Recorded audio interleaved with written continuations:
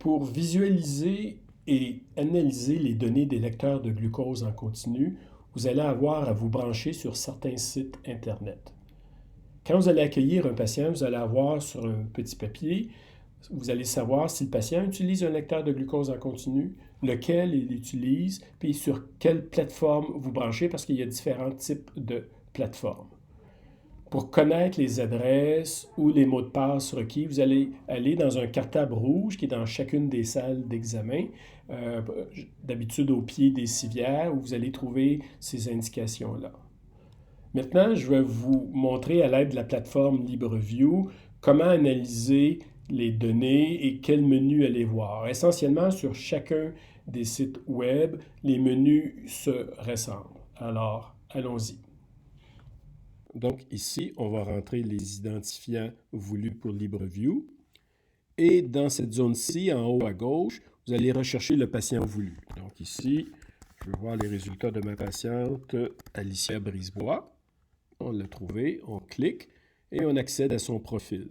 Alors, pour voir ses glycémies, vous allez dans Historique de la glycémie, puis vous allez taper Rapport de glycémie. Alors, vous allez avoir plusieurs rapports. Le premier qui va s'ouvrir par défaut, c'est Tendance quotidienne. C'est probablement le plus intéressant. Vous allez voir, exemple, ici, les glycémies des 14 derniers jours selon les patterns de la journée.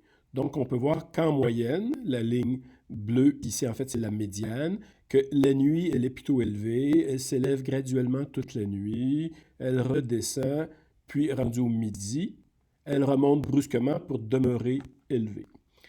L'autre chose à considérer, cependant, c'est est-ce que ces glycémies-là, il y a vraiment un pattern ou c'est très variable? Alors, les couloirs ici, c'est des percentiles.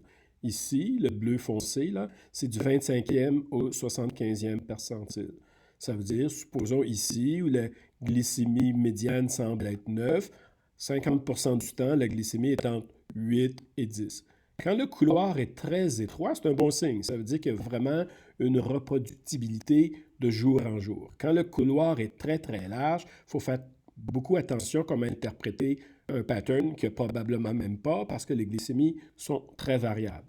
Donc ici, trop élevé, ça augmente la nuit, ça redescend, ça remonte brusquement après le dîner. Donc, une fois que vous avez analysé ça, vous pouvez par la suite aller voir le journal quotidien où là, vous allez avoir accès aux glycémies de jour en jour des 28 derniers jours. On peut toujours chercher le nombre de jours qu'on veut en allant dans le paramètre des rapports. Puis là, on peut défiler chacune des journées pour voir, analyser jour après jour. On se rappelle qu'on voyait un pattern qui semble effectivement vrai, parce que la nuit, elle est haute, puis elle augmente. Ces 3 jours-là, on a à peu près le même pattern. On a à peu près le même pattern où elle augmente beaucoup après le dîner. Donc, ça peut nous guider lorsqu'on va interviewer le patient.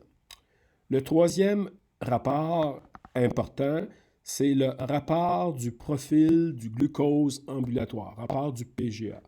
L'hémoglobine glyquée a toujours été notre étalon or. Avec les lecteurs de glucose en continu, maintenant, il y a des normes officielles pour le temps dans les plages de glycémie. Exemple, la plage cible qui a été déterminée de 3,9 à 10. On aime que la plage cible, que 70% ou plus des glycémies, idéalement, se retrouvent entre 3,9 et 10. On voit qu'Alicia, elle n'a que 34% du temps dans cette plage-là. On l'a vu tout à l'heure, là, en moyenne, ces glycémies sont trop hautes. Et on souhaite aussi qu'il n'y ait pas trop d'hypoglycémie, donc on accepte pas plus que 4% d'hypo. Alicia fait quasi pas d'hypo, 1% d'hypo légère et 0% d'hypo plus sévère. Vous pouvez aussi voir pour les 60 derniers jours, parce que ce rapport-là, je l'avais paramétré pour 60 jours, que son taux de glucose moyen était 12. Et le rapport va même prédire que l'hémoglobine glyquée devrait être autour de 8,5. Donc, voici 3 rapports intéressants pour analyser les données. Vous pourrez vous amuser à aller voir les autres, mais essentiellement, c'est ces 3 rapports-là qu'il faut aller voir absolument. Et voilà. C'est un petit peu la même logique pour la plateforme DSN. Vous allez rechercher le patient dans cet onglet-ci. Après ça, vous allez aller dans SGC pour système de glycémie en continu, où vous allez voir un jour standard, vous pourrez aller voir dans jour, en cliquant sur jour après jour, vous pourrez voir chacune des journées. Et si vous allez sur récapitulatif, vous allez voir les plages, le temps dans la cible et le nombre d'hippos. Donc, c'est les 3 menus dans Diasen que vous pouvez aussi aller consulter.